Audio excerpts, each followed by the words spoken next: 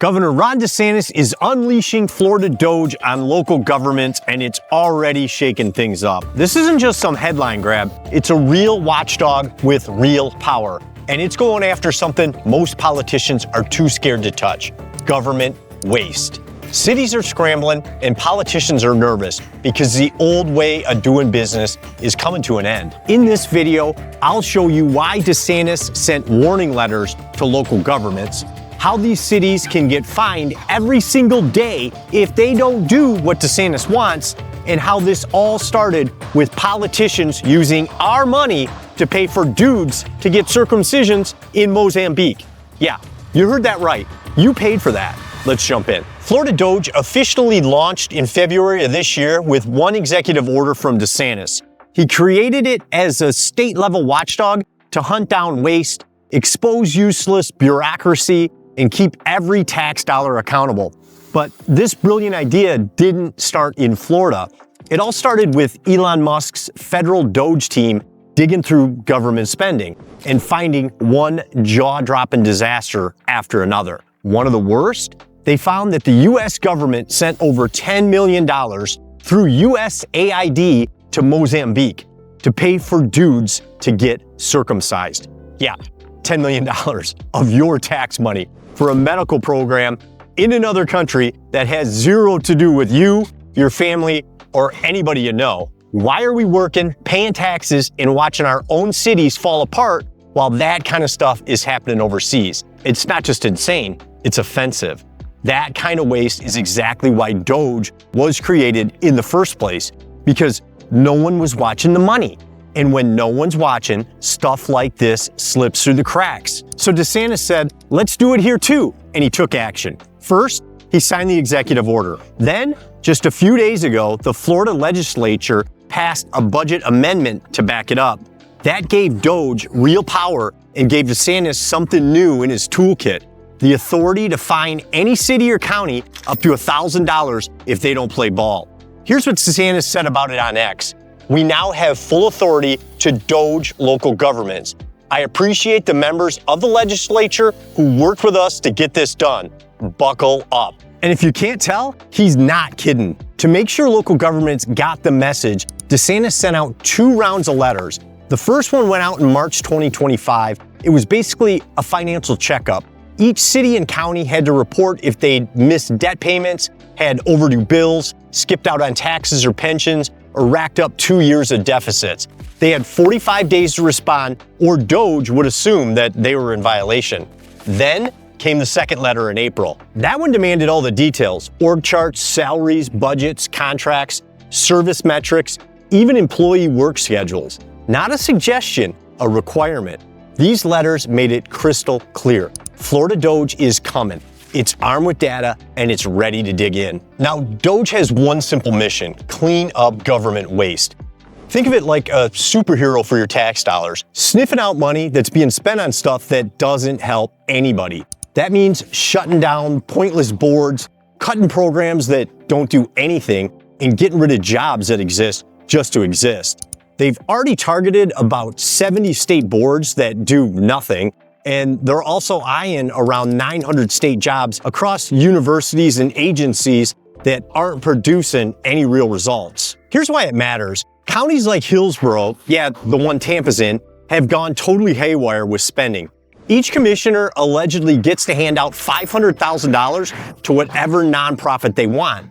No vote, no oversight, just here's $500,000. I like this group. That's not just sloppy, it's a setup for backroom deals and quiet kickbacks.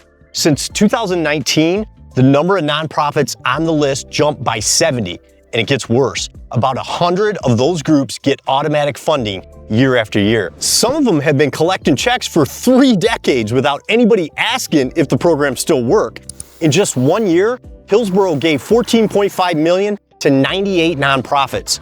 Over the last decade, $225 million was given out. Most of it coming straight from property taxes, and a majority of it, no performance reviews, no hard questions, no accountability. So ask yourself, is it really the job of a county commissioner to play charity kingmaker with taxpayer money? Even if you don't believe in the cause, or even know it exists, they're still spending your money on it. So to me, this isn't how it's supposed to work. If you want to support a nonprofit, that's great, but you should get to decide where your money goes. Not some politician, not a committee, you, the taxpayer. You earned it, you should choose where, when, and how much you want to give. This is exactly where Florida Doge steps in. They're using AI to comb through contracts and staff lists for DEI terms like diversity or equity and cutting things that don't serve real needs.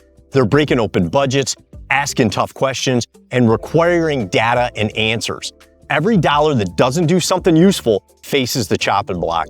And everything I've talked about so far, auditing cities, cutting local waste, sending letters to the counties, that's the current version of Doge. It's the local cleanup crew. But now, Florida Republican lawmakers want to go bigger. They want to lock this thing in at the state level forever. Here's the plan.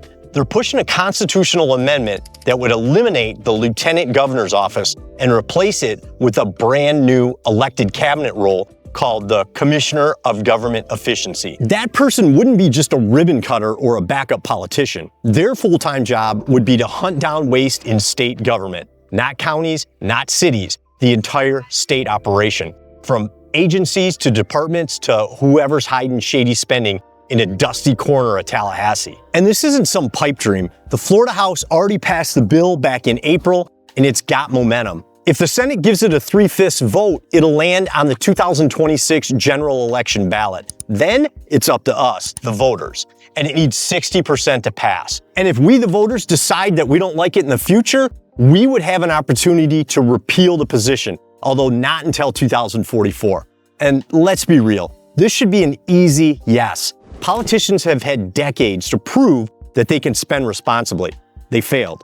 Florida's budget may look strong now, but that doesn't mean waste isn't baked into the system. We need permanent accountability, we need full-time oversight, and we need someone whose entire mission is to follow the money, not the politics. Under the proposal, the Speaker of the House and the Senate President would convene a special session of the legislature to select the new commissioner no later than March 2nd, 2027. That person would serve until the 2028 election, when voters would fill the position.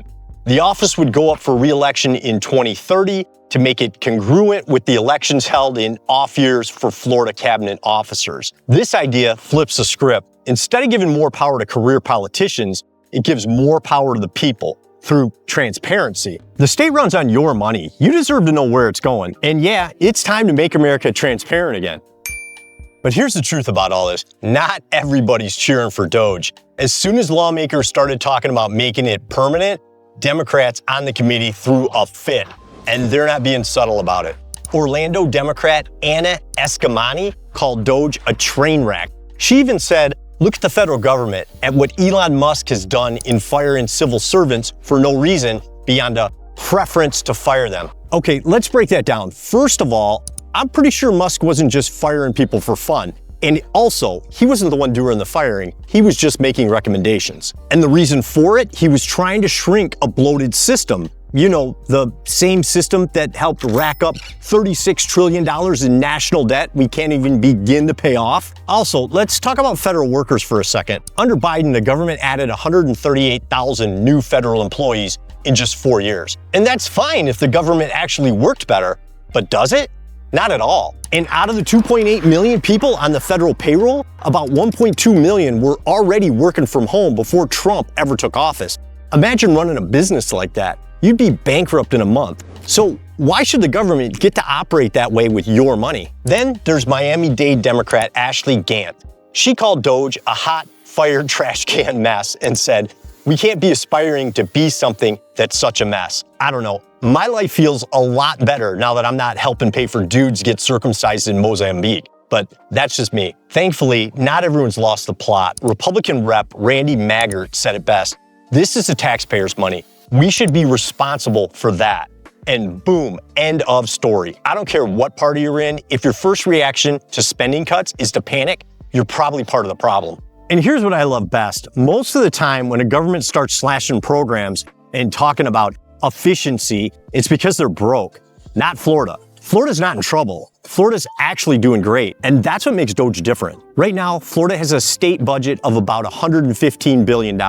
That's massive. And get this, They got up to $17 billion sitting in reserves. That's the emergency fund, the rainy day money. On top of that, the state has paid off more debt than almost any other state in the country.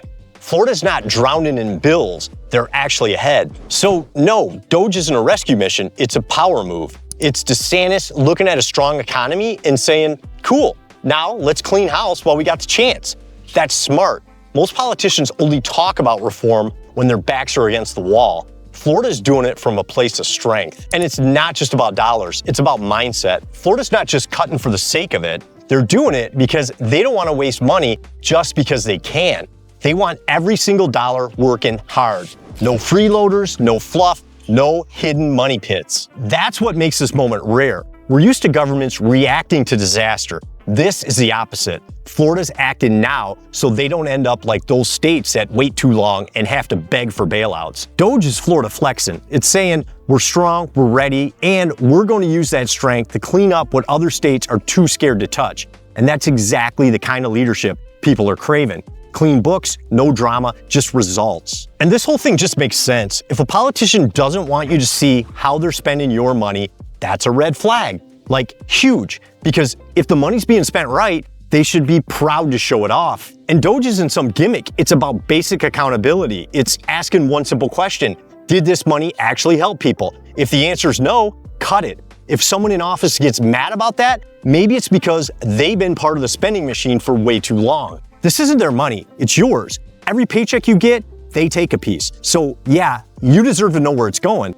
And if they're blowing it on pet projects, useless boards, or shady nonprofits, Doge is the one thing standing in the way. And if a politician's fighting against that, they gotta go. I'm proud to live in Florida because they actually pass common sense laws, ones that protect taxpayers and law-abiding citizens. They don't waste time coddling criminals. Click here to learn the 17 new laws Florida passed that make it the best state in the country. Some of them you're gonna love, a few might fire you up, but honestly, they all make me proud to be a Floridian. Click here and I'll see you there.